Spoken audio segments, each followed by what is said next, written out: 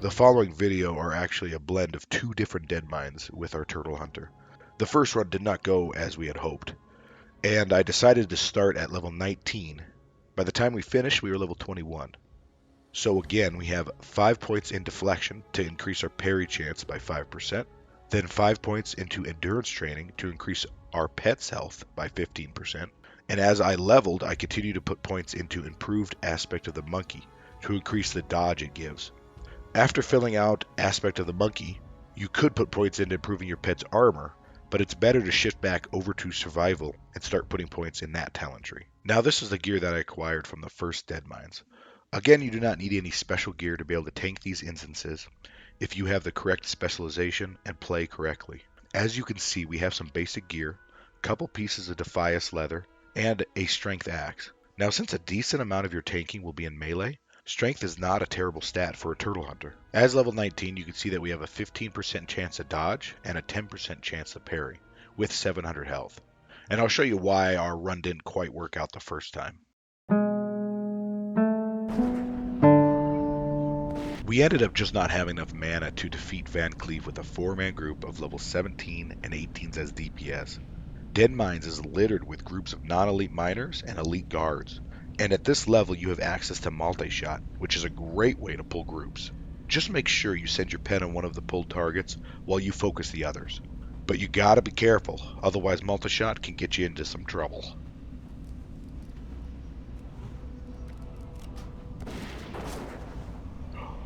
Oh no.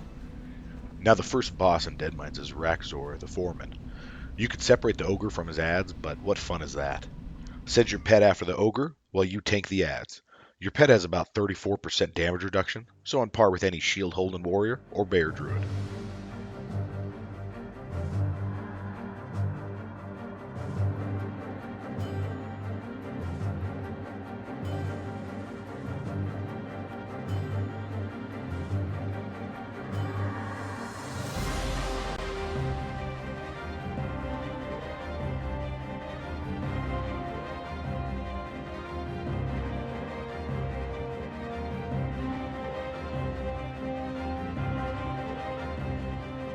Now the next boss is Sneed and his Shredder.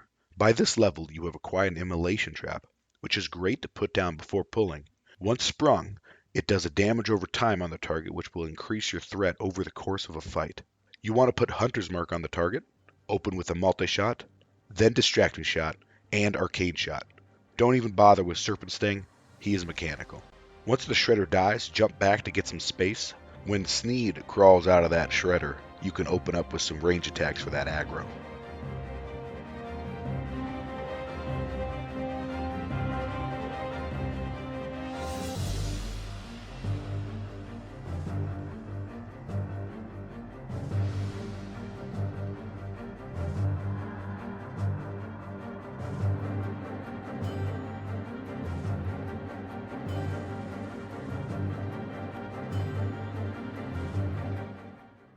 Keep in mind, elite patrols spawn behind you after killing some bosses. Make sure you are paying attention so you do not get too badly ambushed. Also, neat thing to keep in mind about Distracting Shot, it does no damage but generates high threat. So you can use it on CC targets like Polymorph and your Hunter's Ice Block to gain that aggro while they are incapacitated. But you should be moving so that a stray auto shot doesn't break it early. The next area of note is the Goblin Foundry.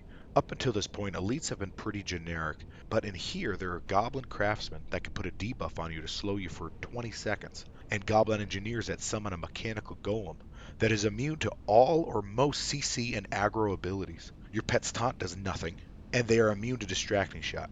These goblins run when they are low health. If you are focusing, you can use Concussive Shot or Wing Clip to slow them down before it gets to another group. And make sure you're keeping track of your pet for those running goblins.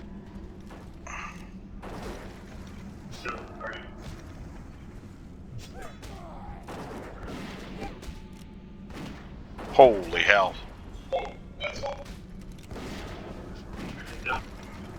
Are you sure? We're so dead.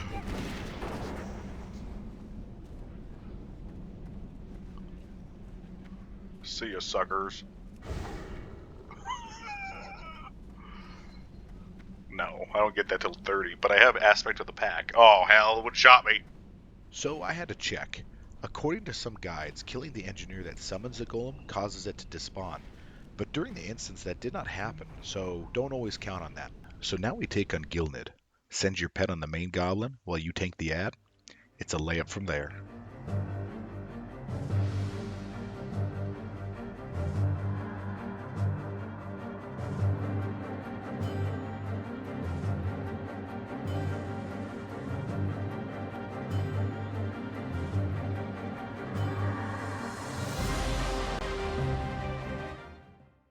Finally, we see the Juggernaut. This area has a couple of interesting mobs. A parrot summoning pirate, but a well-timed multi-shot will take care of that though. And a Defias Squall Shaper, which can cast Frost Nova. For normal tanks, a root might be annoying, but not for the Turtle Hunter. It won't stop you from shooting enemies. Unless it's in your dead zone. So now we take on Mr. Smite, the ship's first mate. Smite sits at the top, and 2 stealth ads are at the bottom of the ramp. Best thing you can do is place an immolation trap before you pull. Have your pet tank Mr. Smite after he comes down the ramp. When your trap hits an ad, make that the primary kill target. Your hunter should keep aggro on the ads as the DPS kills them. Then switch over to the boss. Try to position your pet and hunter away from Mr. Smite's chest. When the boss does his war stomp at 66 and at 33% health, it will take him longer to run to the chest, giving you more time to regen mana and shoot him down.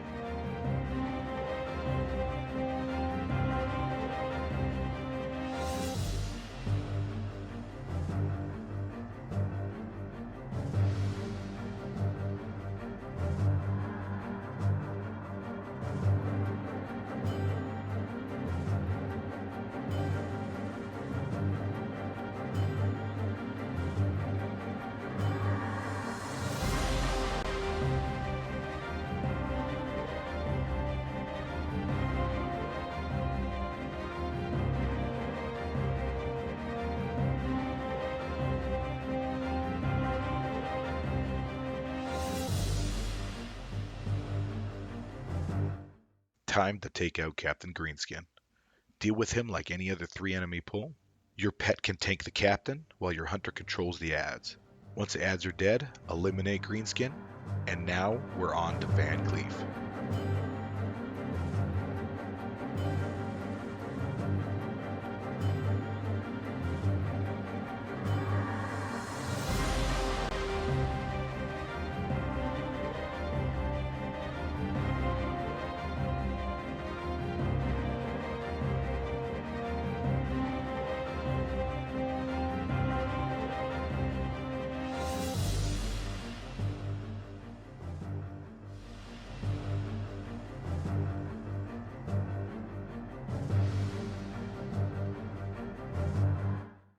Taking on Van Cleef is a little more tricky. Edwin sits in his little room on top of the Juggernaut with 2 stealth ads. Prepare with an immolation trap. You will be having your pet tank Van Cleef, while your hunter focuses on controlling the ads. Shoot Van Cleef to start the encounter. Make sure to hit him with a multi-shot to get that initial aggro on the hidden mobs. Once the ads are dead, focus on Edwin. At 50% health, the boss will summon 2 additional ads. Your hunter should grab aggro on those mobs, while your team continues to kill the main boss. At this point, your healer could be getting lower on mana. You should help reduce healing needed by wing clipping the ads and kiting them to the best of your ability.